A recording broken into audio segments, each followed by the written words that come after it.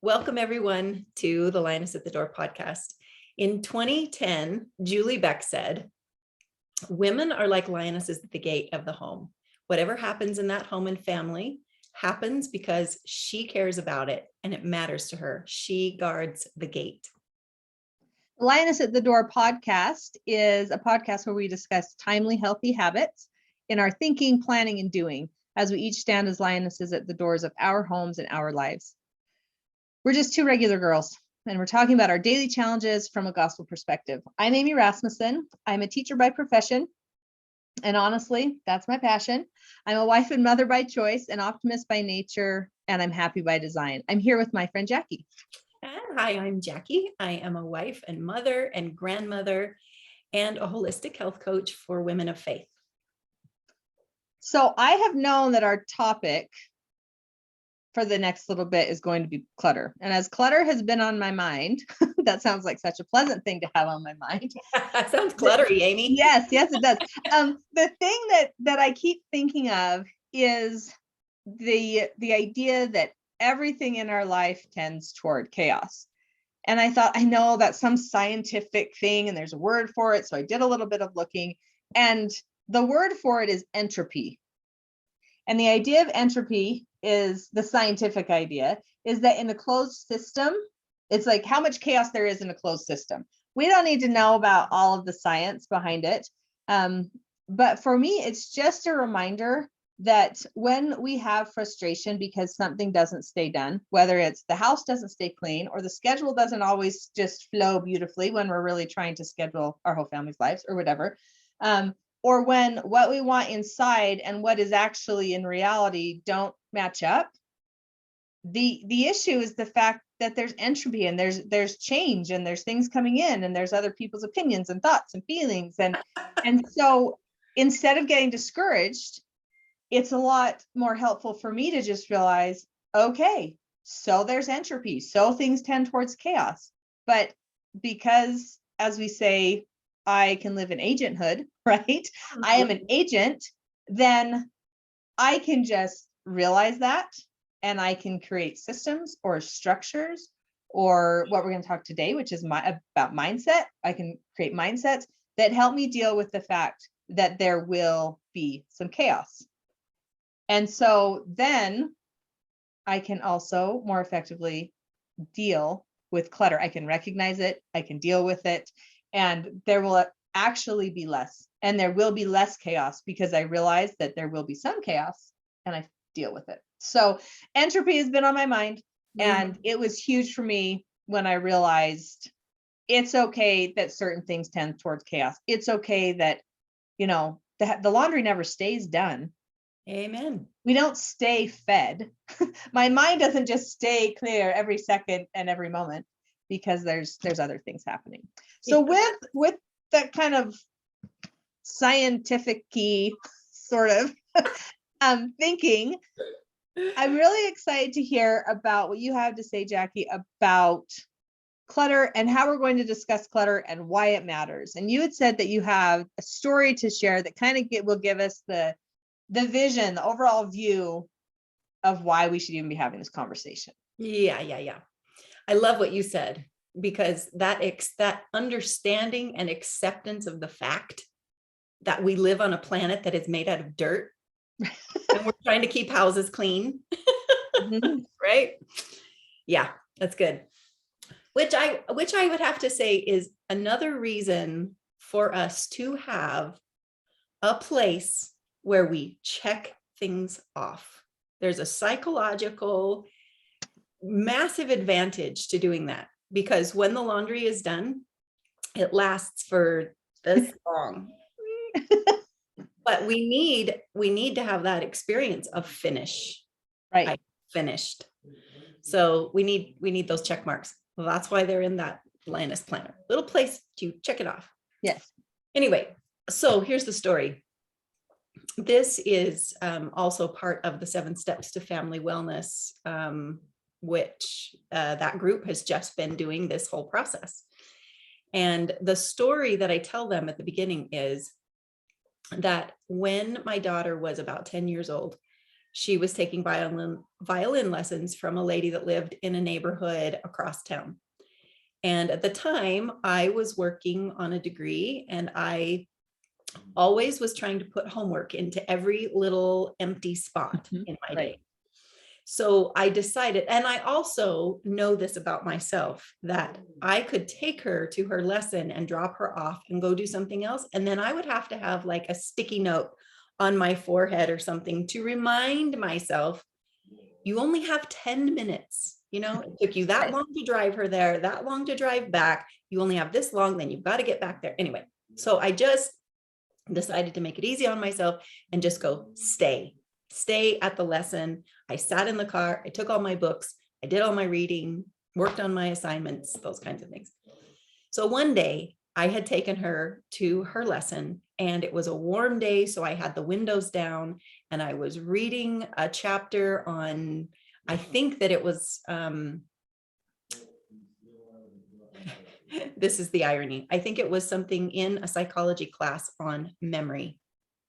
And it's interesting that I remember that, because the experience is kind of burned into my brain.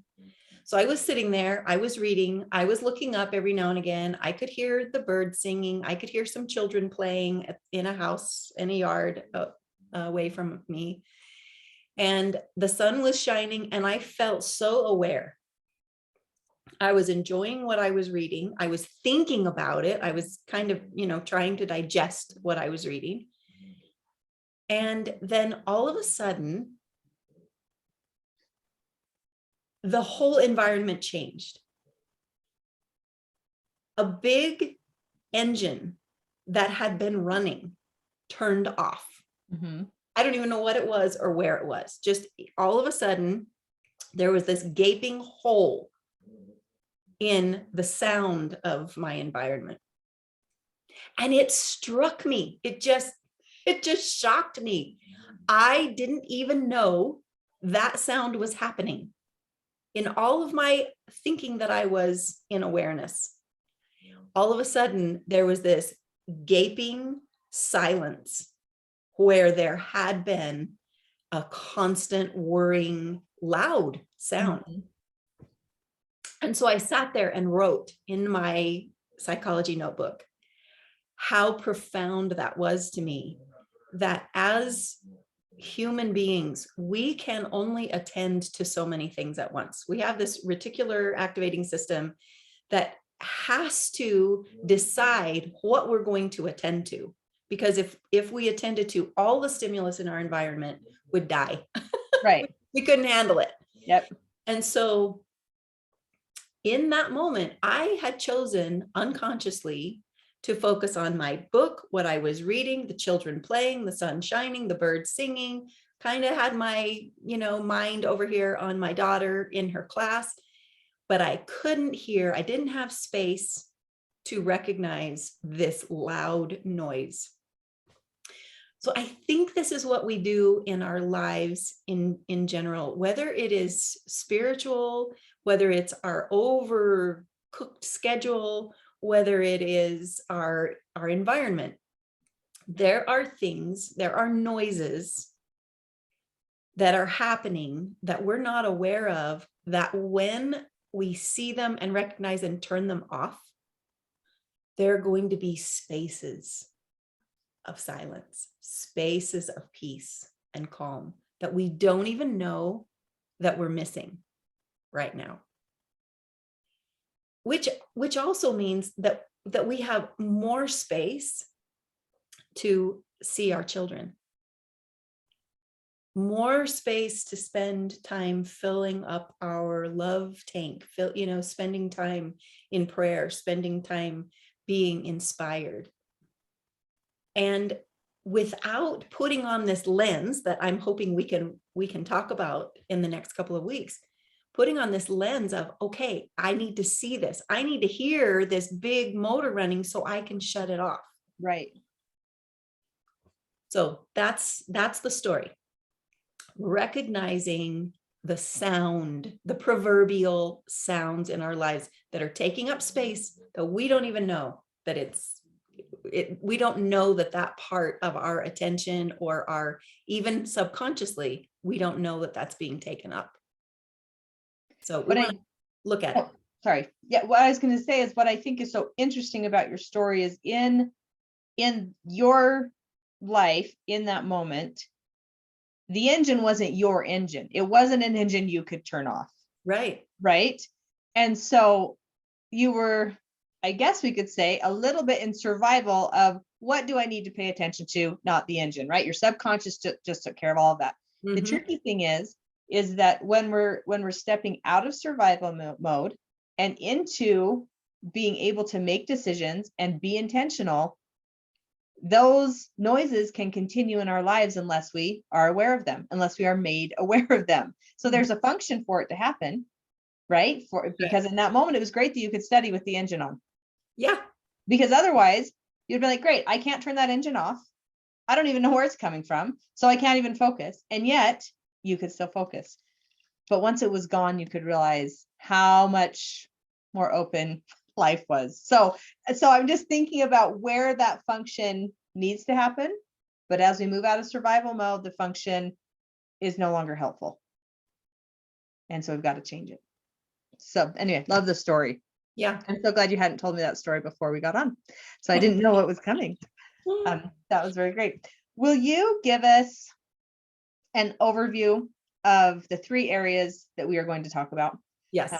Because we're going to talk about this over the next several podcasts. So this will give those of you who just got to hear the story, it'll give you a little bit of a roadmap of where we will do our deep dives. Yeah. And there's 3 areas that we will deep dive into in coming weeks. Yeah. We're going to be talking about clutter, or the unnecessary noise in our environment, in our schedule, and in our spiritual lives. So the places we're gonna put our lens on and see where there might be some spiritual dissonance.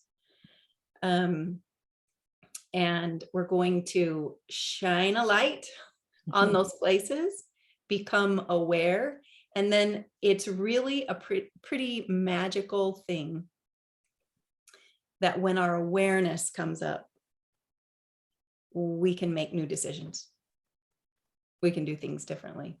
And actually what I have found, and I think my clients have found over the years, is that when the awareness is there, the actual decision making and doing something about the noise that's not the thing that takes the time.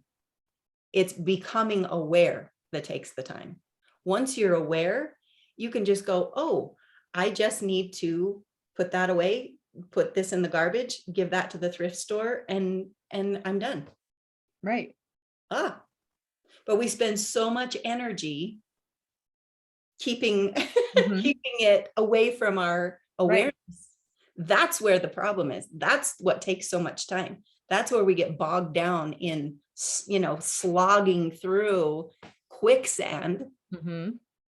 So we're going to be talking about awareness in those 3 areas: in your environment, in your schedule, because sometimes we have so many things going, and if we don't see it on paper, and then if we don't times it by however many people live at our house, we don't sometimes know the marathon that we're expecting ourselves to run. And sometimes there are decisions to make about pulling away from 20 things. Maybe 10 would be great. Right. How am I shooting myself in the foot? Yep. And then spiritual dissonance. We're going to talk about what to do, how to come back to the peace. So I'm excited about it. Yeah, this sounds great. And I feel like it's taking the understanding that entropy exists, right? And things tend to crowd in, and taking time to become aware of it, and then to act and choose and edit. I like the word edit. And figure out what gets to stay, right? Because we get to be that person who makes that decision. Yes. Once we're aware of what's there. I want to say that moving toward awareness is an act of faith. Everything that we do, everything that we do in our agenthood is an act of faith. Yes. So with that, then we just gave you just a little tiny bit today to get you excited about coming back for the next few episodes. Something that you might try if you're thinking like, oh, I wish you'd given me more. I wish I had something to go and do. Is just try and foster a little bit of awareness. Or I have some friends recently who have talked about curiosity. Just be a little curious about what's in your environment, because that's where we'll go first. Be a little curious about what's in your schedule instead of just it's there, it's staying there, it's like eternally there. Curious, start maybe asking yourself, why is it there? What is it, right? Sometimes it's even, what is that thing? So maybe just start trying to ask yourself some questions. Just start fostering that awareness so then next week you're ready to dive in with this, to look at environment and to look at clutter and what you can do about it. Yeah, that's awesome. I love that. As Jackie mentioned earlier, she goes through all of these things that we've already been doing this year: vision, declarations, clutter. She goes through all of this in her 7 steps to family wellness. And so that's a class you can find on her website, lionessatthedoor.com. So if you've been interested, if you're kind of wondering like, but I'm not getting enough, I really want to dive deeper, go check that out. There's blog posts. She's got some other videos, and then there are the courses and her coaching. So we just want you to know that those tools are available if you'd like to use them. Yes. We'd love to hear from you. Questions, comments, anything that you want to share with us, you can reach us at jackie.sorensen@gmail.com. Just a reminder that Sorensen has an O-N at the end in case you're wondering about that. And please tell people about us. Please share our video. Send it in links to other people. If you find something that's useful, we'd love to have more people hear about it. Yep. That being said, oh, go ahead. I was just going to say, we want to share the love. Yes. Feel encouraged and uplifted and in faith. Just make life better. I'm Amy Rasmussen. Thanks so much for joining us. And I'm Jackie Sorensen. And do we get to do Gandhi together? I'll do Gandhi. We're going to do it together. We're so in sync today. Go ahead, Amy. You do it. Okay. And as Gandhi said, in a gentle way, I am shaking the world. Have a good week, everyone. Okay. Take care.